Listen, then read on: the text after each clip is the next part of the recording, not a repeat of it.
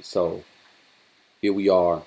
We got Reggie Wrong talking about Suge Knight and the whole retrial that the DA, the same DA that granted the Menendez brothers the release, which I believe Kim Kardashian is behind the whole thing with the Menendez brothers and them being released early. Um, I ain't got no saying that. If you kill your mama and your daddy, I mean, if your daddy did something foul to you like that, I mean, hey, it is what it is. Take the trash out. I get it. Um, Mama sat there and sat and saw. She's foul for that too.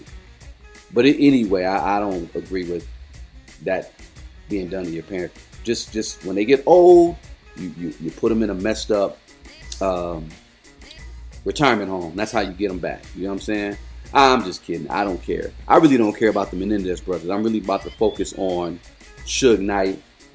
And let's talk about this. So Suge is basically requesting a delay in his upcoming civil retrial over a wrongful death lawsuit. The retrial is about the 2015 incident where Suge killed Terry Carter with his truck at the Tams in Compton. Suge Knight legal team is seeking to postpone the trial and is scheduled for the second week in November, arguing that his imprisonment has interfered with his ability to prepare adequately for the case. And additionally, Suge is challenging the validity of the 28-year prison sentence he accepted as part of a plea deal in 2018, claiming he was coerced into the agreement. So his attorney, David Kenner, argues that Suge should have had the chance to challenge his plea agreement before proceeding with the civil trial. Kenner also reported difficulties in coordinating with Suge due to the restrictions on in-person visits, making the trial preparation challenging. The key hearing on Suge's legal challenge to his sentence is set for October 30th, and a ruling could come early next year.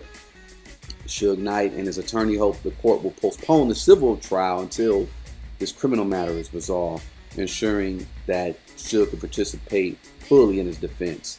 So the original civil trial in 2022 ended in a mistrial, with the jurors unable to reach a verdict on Suge's liability.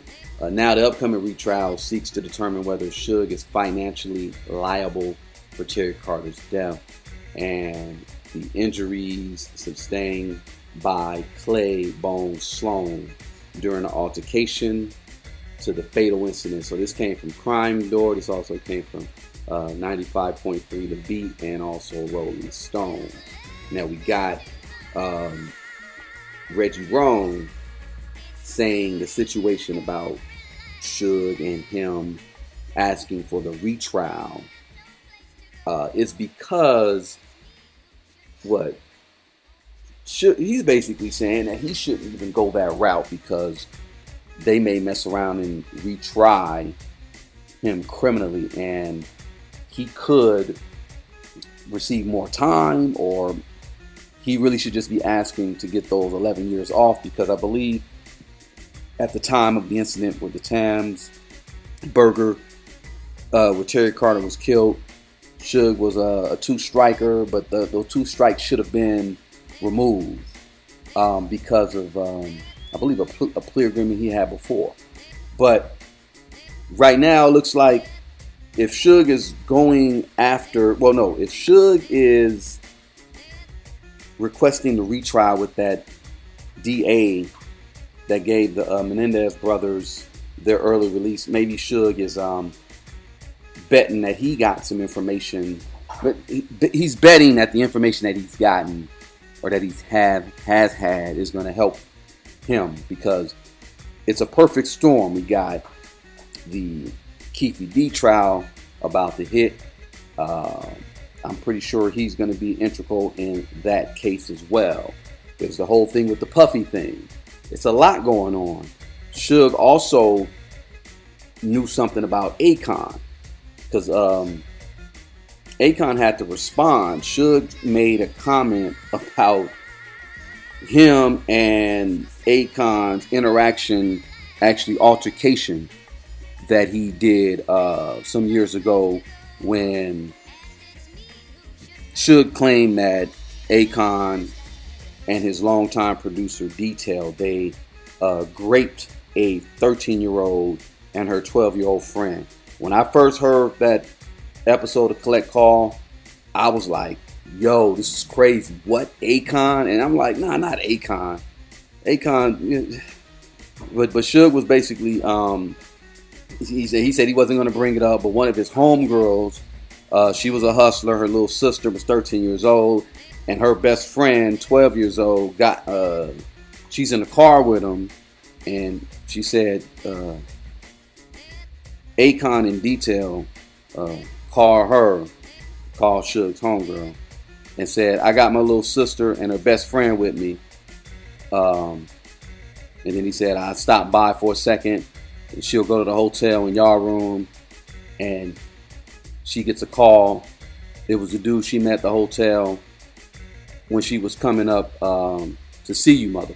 That's basically what Suge said. Suge also said, he told her to come by for 20 minutes. Long story short, the little girls were left with her friend to go get something to eat. And then she said she comes back about 35 minutes later. She gets back to the room, and her little sister and the other girl didn't want to eat. And they looked scared, and they were crying. And when she gets back in the car with them, they tell her Akon F the little girl, Detail F the 12-year-old. Y'all raped them. All I'm saying is I think that's just a piece of the puzzle to what Suge really got in his back pocket, because, like the homegirl Jag said, Suge been sitting too long to not really lean on the information that he has on a lot of people. So I got a clip here too where we're talking to a whistleblower. She's an international whistleblower. I'm gonna reveal who she is. Well, I'm not gonna reveal who she is because we want to keep everything kind of low key. But she's credible because she has evidence, and she spoke on Akon. She didn't know about this Suge Knight situation, but she spoke on Akon grooming. Was it her little brother or one of her family members? Her cousin. She spoke on Akon grooming her cousin and the funny stuff that went on with that situation. I'm going to just drop this here and then we'll end it just so y'all could get a taste of what we got coming, because it's deeper than rap. With Rick Ross, it's deeper than snacks. It's about to get crazy. When Suge dropped what he dropped, I think y'all worried about Jag. Y'all need to worry about Suge.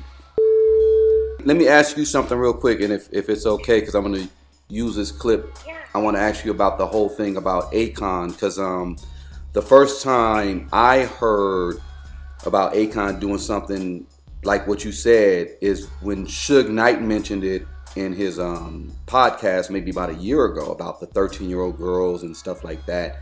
And it's not just girls, it's boys. He's got one of my boys. It's not only Akon, French Montana, and I noticed that both of their names showed up on the Diddy list. Yeah. So I was like, oh my god. And the weirdest thing about it was that my uncle mysteriously had a heart attack and had to be airlifted on a helicopter in Africa. And it just so happened twice.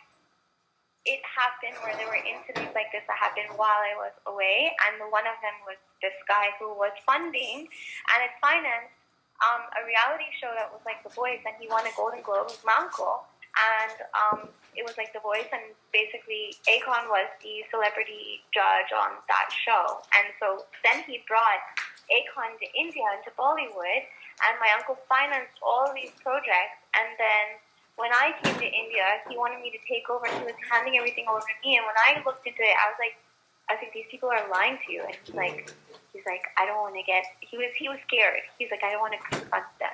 So he's like, don't tell them that you know. He's like, I know as well, but I can't say anything because I've invested too much money and I got to try to get my investment out. And I want you to take over and I want you to do something good with it because he's like, there's so many talented kids in Africa, but because of their skin color and there's so much discrimination in India, they don't get a chance, to come up in the industry. Right. So, yeah. So I've not heard the Suge Knight thing, which you're talking about. I haven't seen the podcast, but the reason why I know it is because the guy, one of the Bollywood singers who my uncle funded, he died in 2015, and his son is now coming up. But his son is becoming all mushy with Akon, and Akon's been flying him out to Atlanta. Over the past few years, he's been going to Atlanta, and I'm like, he's calling him auntie and uncle. Like, he's calling Akon and his wife auntie and uncle, and then brother. And I know what brother means. Brother is a code word, and in Bollywood, all of 99% of the guys, whether they're actors or singers or models or musicians, they're all gay. At least homosexual, like bisexual, okay? Mm-hmm. And they'll call themselves brother, and then they'll call you and they'll say, oh, we want to have like a threesome with you. Me and my brother wants to have a threesome. I'm like, what are you talking about? It's like, my brother thinks they're hot, and we want to, he wants to have a threesome. I'm like, why would you have a threesome with your brother? He's your brother. And I'm just like, I've never done any of that, but I was just like, first of all, ew, that's gross. And then you call each other brothers. I can even tell you about the secret sex tapes of incest that happens in Bollywood, and how this guy who rose to become the commissioner of police in Bandra, in Bollywood, he rose to that fame because he got hold of the sex tapes that were between basically the Dutch East India company's family, which is in Bollywood, and they're the biggest pedophiles and human traffickers in probably the world. Wow. And why I say the world is because they're in bed with also the Emiratis, and they're also spread out in the U.S., and they're under the guise of some kind of holy water church. Yeah. And that's how they operate in the U.S. Yeah, see, I remember Akon all the research to show you. Yeah, we'll have to go into a deep dive on that because I do remember Akon doing a project with Bollywood actors back in 2010, 2011, and he went on The Breakfast Club, and he, I think he even played samples of how he was able to, that movie Raw One. One for the World. One for the World is a track. It was supposed to be about world peace and uniting people, and it was sort of almost like a Michael Jackson kind of rendition of We Are the World. Yeah. So it was called One for the World, and it was funded by my uncle. Oh wow. It was all funded by my uncle in Congo. So he's had his foot in the whole Bollywood scene for some time now. Because of my uncle. Because of your uncle. Okay.